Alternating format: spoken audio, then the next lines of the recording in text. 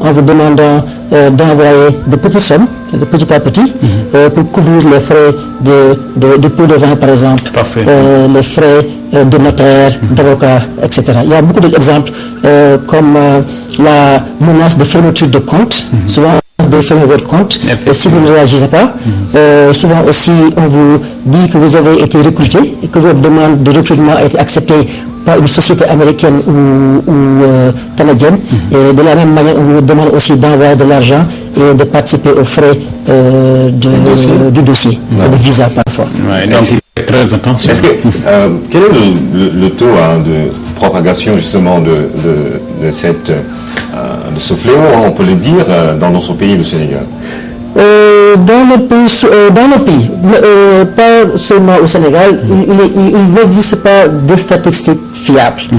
Mais dans les pays, par exemple, comme les États-Unis, il en existe aussi en Europe. Par exemple, aux États-Unis, sur plus de 100 millions d'emails frauduleux. C'est-à-dire que les emails frauduleux, c'est les emails, c'est les spams, c'est les courriers électroniques non sollicités.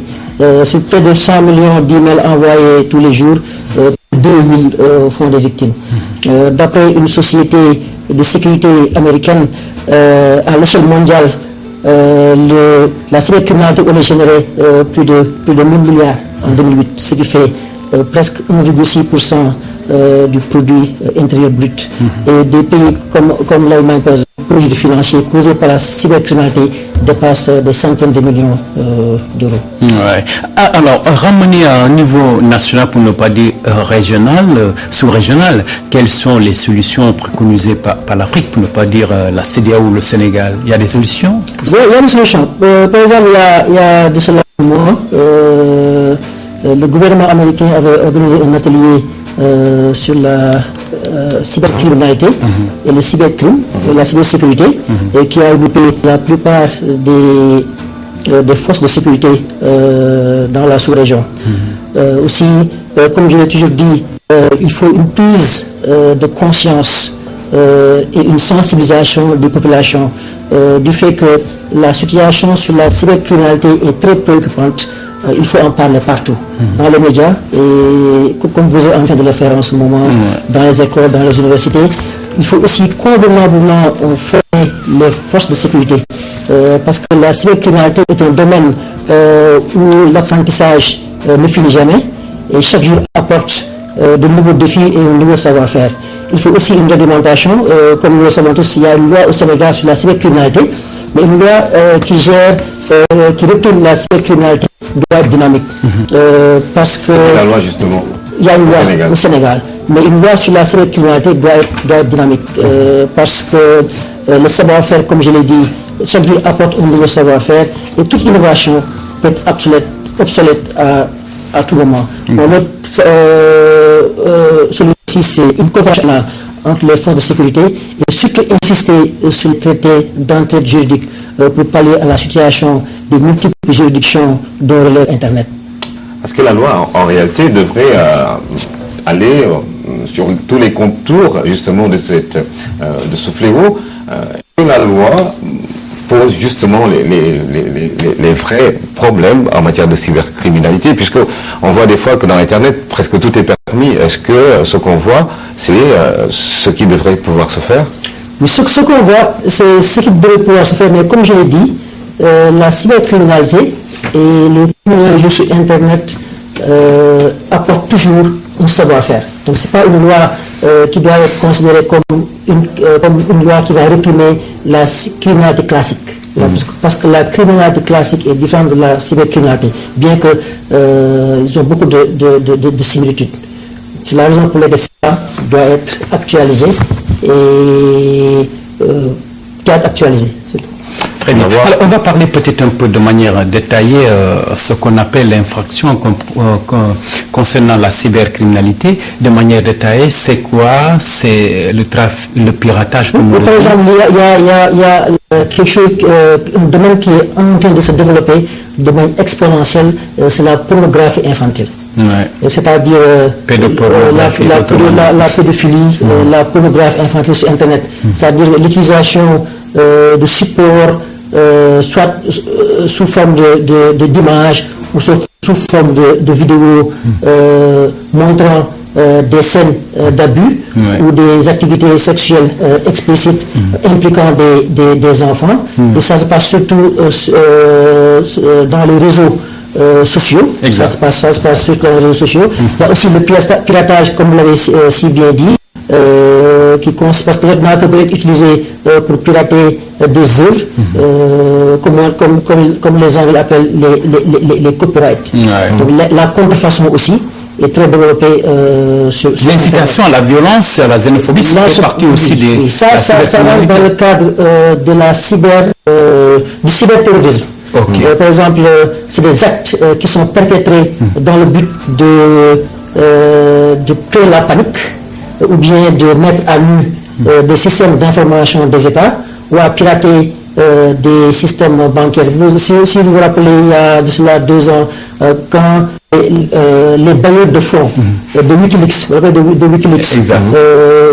ont cessé de financer Wikileaks, comme je l'ai expliqué, un groupe, on les appelle des cyberactivistes. Ils ne sont pas des cybercriminels, mais pas, comme on dit en anglais, in the business to make. Ils ne sont pas à la recherche de gains.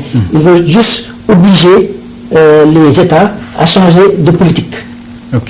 Donc, il y a aussi la cyberdéformation qui est très populaire dans nos pays et avec les sites web. C'est-à-dire que quelqu'un peut publier un fait diffamatoire concernant une personne dans le but de nuire à sa réputation, et c'est quelque chose de très très très fréquent dans notre pays. Et il y a aussi le trafic des cartes bancaires. Il y a aussi le trafic des cartes bancaires qui entre dans le piratage informatique, et les cybercriminels utilisent des techniques pour accéder au système, malheureusement, des banques, pour pirater les systèmes.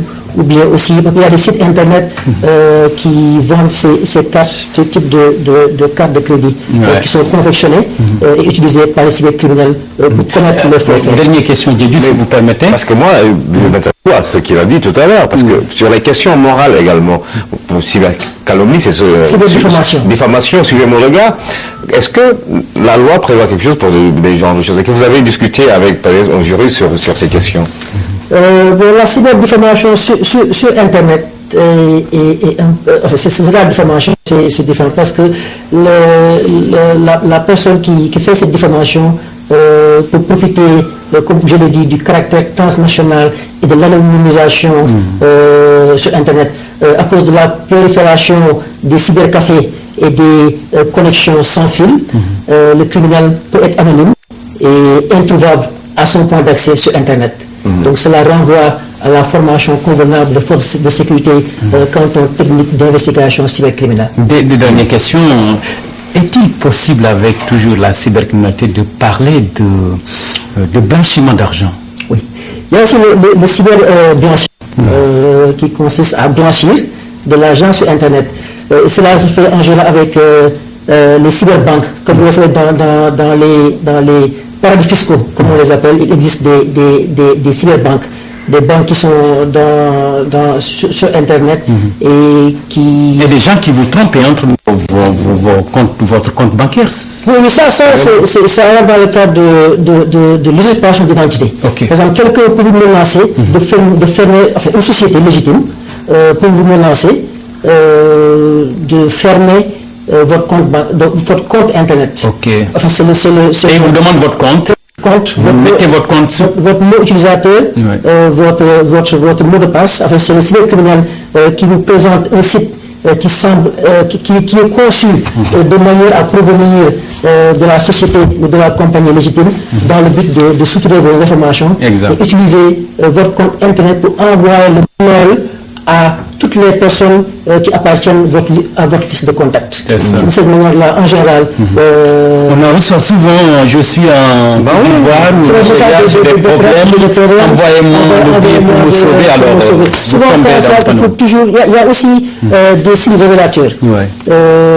Il faut toujours se familiariser sur les signes révélateurs. Par exemple, les promesses d'argent avec ou sans effort, des messages alarmistes et des messages de fermeture de compte. Et puis, des affaires qui sont trop belles pour être vraies. C'est du chantage Je déguisé. pense qu'il faut faire attention partout où on se trouve en Afrique, que ce soit au Sénégal ou dans notre pays. Et nul n'est épargné. Parfait. Et pour le contrer, le maître mot, c'est quoi? Attention ou... Quand vous recevez un mail que vous ne connaissez pas, il faut toujours le supprimer. En général, c'est ça. Faut même pas... Souvent, des gens disent que je l'ai répondu en l'insultant, mais en fait, c'est ça qui l'arrange, parce qu'il sait que derrière cette mail, il y a un contact physique et qu'il peut exploiter à l'avenir. Exact. Merci, monsieur Khalib Thiam, spécialiste des questions de cybercriminalité. Vous êtes de quelle région? Moi, je suis Baol et puis Sérère. Baol et Sérère, quel mélange. Le Sine et le Baol, c'est pour vous. Un Diola en face d'un Sérère. Et un Diola qui est là. Et je vais vous plonger certainement dans l'univers de cette jeune dame dont le nom donne, je ne sais pas, fait penser à la Berthe Casamance, mais c'est une fille que vous connaissez sans doute. Et pour aller à Diourbel, il faut passer par sa région. Tout de suite, le clip du jour avec vous, pour vous, avec cette jeune